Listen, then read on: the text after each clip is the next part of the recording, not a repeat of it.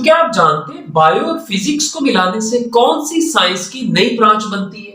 इसी तरह केमिस्ट्री और बायो को मिलाने से कौन सी साइंस की नई ब्रांच बनती है? बायो मैथमेटिक्स कैसे बनती है? तो वीडियो को जानने के लिए और मजीद इंटरडिसिप्लिनरी ब्रांचेस को जानने के लिए हमारे साथ जुड़े रहिए।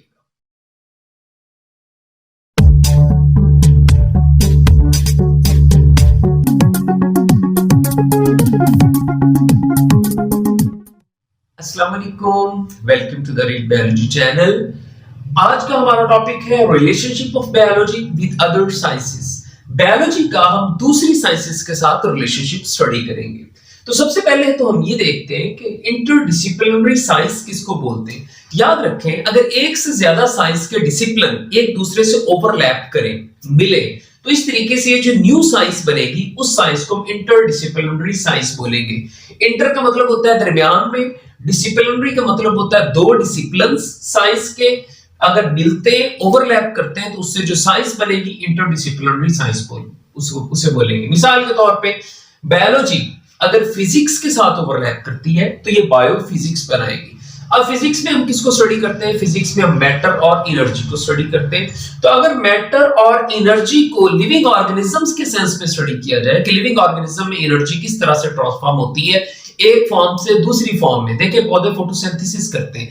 पौधे क्या करते हैं? सूरज से आने वाली जो सोलर एनर्जी होती है, सूरज से आने वाली सोलर एनर्जी को लीफ जो है ये कन्वर्ट कर देते हैं केमिकल एनर्जी में, और वह केमिकल एनर्जी किस फॉर्म में होती है जी? ग्लूकोज की फॉर्म में। अब ये क्या हो रहा है? ये एक फॉर्म ऑफ एनर्जी को दूसरी फॉर्म ऑफ एनर्जी में कन्वर्ट किया जा रहा है। तो ये लॉ ऑफ थर्मोडायनेमिक्स के अंदर आएगी। लॉ ऑफ थर्मोडायनेमिक्स किसमें स्टडी किए जाते हैं? That are the principles of physics. अब principles of physics, energy transformation जो फिजिक्स में होती है, अगर हम उसे लिविंग ऑर्गेनिज्म में स्टडी करना शुरू कर दें तो इस तरीके से एक नई शाख बनेगी साइंस की। उस शाख को हम बायोफिजिक्स बोलेंगे। सिर्फ फिजिक्स में हम उसे स्टडी नहीं कर सकते, सिर्फ बायोलॉजी में हम स्टडी नहीं कर सकते। अब क्योंकि ये फिजिक्स के प्रिंसिपल है और होल लिविंग ऑर्गेनिजम्स के अंदर रहे, इसलिए हम इसे एक नई शाख में स्टडी करेंगे जो बायोलॉजी की एक सब ब्रांच कहलाएगी।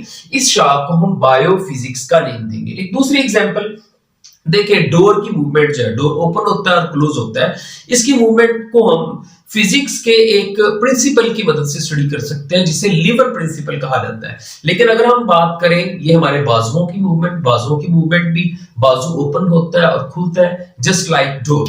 तो इसकी मूवमेंट को भी हम लीवर के प्रिंसिपल से एग्जैक्टली एक्सप्लेन कर सकते हैं। अब हम एक्सप्लेन किसको कर रहे हैं? बाजू की मूवमेंट को, लिविंग ऑर्गेनिज्म के लिम्स की मूवमेंट को, और किसकी मदद से कर रहे हैं? फिजिक्स की मदद से कर रहे हैं। तो इस तरीके से जो न्यू ब्रांच ऑफ साइंस बनेगी उसे हम बायोफिजिक्स बोलेंगे। इसी तरह बायोकेमिस्ट्री है। अब केमिस्ट्री में हम किसको स्टडी करते हैं? केमिकल प्रोसेस को स्टडी करते हैं और केमिकल कंपाउंड्स को स्टडी करते हैं। अब केमिकल प्रोसेस और केमिकल कंपाउंड्स किसके अंदर मौजूद हो सकते हैं? लिविंग ऑर्गेनिज्म के अंदर। इसमें जो बेस्ट एग्जांपल कोट की जाती है बच्चों को HCl की है, hydrochloric acid, that is a common chemical which is present in the chemistry lab. अगर हम इसे केमिस्ट्री लैब में स्टडी करें तो ये सिंपल केमिस्ट्री होगा। लेकिन अगर हम ये देखें कि HCl hydrochloric acid living bodies के अंदर किस तरह से जाके मुख्तलिफ फंक्शन परफॉर्म करता है। मिसाल के तौर पे ये मैदे में मौजूद होता है, पेप्सिन के अंदर, इसके अंदर मैदे का जो गैस्ट्रिक जूस होता है उसके अंदर मौजूद होता है, और ये गैस्ट्रिक जूस के अंदर मौजूद रह के ये डाइजेशन में हेल्प करता है, खुराक के हजम करने में हेल्प करता है। अब ये केमिकल है और ये केमिकल किसमें इन्वॉल्व है? डाइजेशन में, खुराक के हजम करने में लिविंग ऑर्गेनिज्म की बॉडी में। तो लिविंग ऑर्गेनिज्म की बॉडी में इस केमिकल का फंक्शन अगर हम स्टडी करें तो ये किस ब्रांच के जुमरे में आएगा? बायो केमिस्ट्री के जुमरे में आएगा। इसी तरह living organism important chemical reactions करते हैं। पौधे फोटोसिंथेसिस करते हैं और फोटोसिंथेसिस एक केमिकल रिएक्शन है जिसकी मदद से पौधे अपनी खुराक तैयार करते हैं। सारे के सारे ऑर्गेनिज्म तकरीबन रेस्पिरेशन करते हैं। रेस्पिरेशन में ऑर्गेनिज्म क्या करेंगे? ग्लूकोज को केमिकली ब्रेक डाउन करेंगे। अब photosynthesis, respiration, these are the chemical reactions and these chemical reactions are occurring in the living organism। तो अगर हम लिविंग ऑर्गेनिज्म में होने वाले केमिकल रिएक्शंस को स्टडी करेंगे तो किस ब्रांच के अंदर हम स्टडी करेंगे? बायो केमिस्ट्री के अंदर। तीसरी इंटरडिसिप्लिनरी ब्रांच जो हम स्टडी करेंगे that is called as biomathematics. Biomathematics में हम किसको स्टडी करते हैं? देखिए, मैथमेटिक्स में हम मैथ के कुछ प्रिंसिपल स्टडी करते हैं, addition, subtraction, percentage, ratio, proportion. अगर हम इन्हीं प्रिंसिपल्स को मैथ के जो है प्रिंसिपल्स हैं, टेक्निक्स हैं, इनको हम लिविंग ऑर्गेनिज्म की अंडरस्टैंडिंग में यूज करें, मिसाल के तौर पे एक डॉक्टर कहता है कि इतने % मलेरिया के मरीज हैं इस इलाके में, या मलेरिया के पेशेंट्स और नॉर्मल पेशेंट्स में ये रेशियो है, ठीक है। नॉर्मल पेशेंट्स हमारे पास कितने हैं जी 150, और मलेरिया के पेशेंट्स कितने निकलते हैं 50। तो अगर हम इनके दरमियान में रेशो निकालते हैं, अब रेशो किसकी टेक्निक है, मैथ की टेक्निक है, और इस मैथ की टेक्निक को हम किसकी अंडरस्टैंडिंग में यूज कर रहे हैं, मलेरिया डिजीज की अंडरस्टैंडिंग में या लिविंग ऑर्गेनिज्म की अंडरस्टैंडिंग में, उनको समझने में। तो इस तरीके से जो न्यू ब्रांच बनेगी that is called as biomathematics.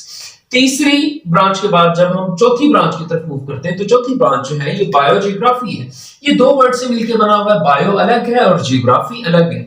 Geography में हम देखते हैं जमीन के खदोखाल, जमीन कुछ हिस्सों पे किसी तरह की है, कुछ हिस्सों में किसी तरह, कहीं पे पहाड़ है, कहीं पे डेजर्ट्स है, कहीं पे बर्फ जमी हुई है। तो जमीन की geographical position point two point change है। तो हम ये देखते हैं कि जमीन के मखसूस हिस्से में मखसूस तरह के जानदार हैं। जो जानदार डेजर्ट पे पाए जाते हैं वो माउंटेन्स पे नहीं है, जो माउंटेन्स में है वो जो है एक्वाटिक इकोसिस्टम में, ये सी के अंदर नहीं है, जो सी के अंदर है वो आप कह लें कि दरिया के अंदर नहीं है। तो ये मुख्तलिफ जियोग्राफिकल रीजन्स के जमीन के मुख्तलिफ हिस्सों में मुख्तलिफ तरह की जानदारों की स्पीशीज का मौजूद होना, तो इस तरीके से एक नई शाख बनती है, उसे क्या नाम देते हैं, बायोजियोग्राफी।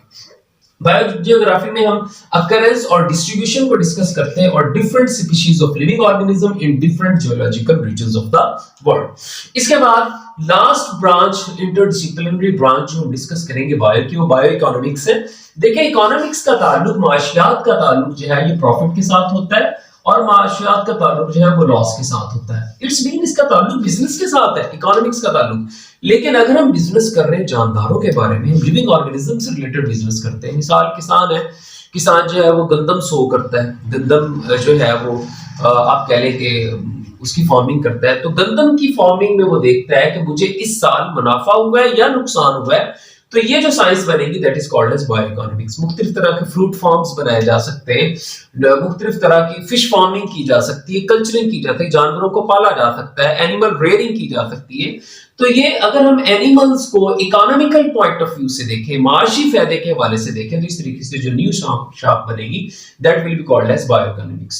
तो आज के लेक्चर में अगर हम सम अप करते हैं, तो हमने इंटरडिसिप्लिनरी ब्रांचेस स्टडी की है बायोलॉजी की 5 इंटरडिसिप्लिनरी ब्रांचेस है, बायोफिजिक्स, बायोकेमिस्ट्री, बायोमैथमेटिक्स, बायोजियोग्राफी और बायोइकोनॉमिक्स। ये बायोलॉजी का दूसरे डिसिप्लिन्स के साथ जब ओवरलैप होता है, तो उस तरीके से ये ब्रांचेस जो है वो आप कह लेंगे जन्म लेती हैं। तो आज हमने डेफिनेशंस डिस्कस की हैं और इनकी एग्जांपल्स डिस्कस की हैं। आई होप कि आपने ये लेक्चर अच्छे तरीके से अंडरस्टैंड किया होगा। थैंक यू वेरी मच हमारा लेक्चर देखने के लिए। तो हमारे चैनल के साथ जुड़े रहिएगा। अगली वीडियो तक के लिए हम आपसे इजाजत चाहते हैं। अपना भी ख्याल रखिएगा और इसके साथ साथ हमारे चैनल का भी ख्याल रखिएगा। Thank you very much. Allah Hafiz.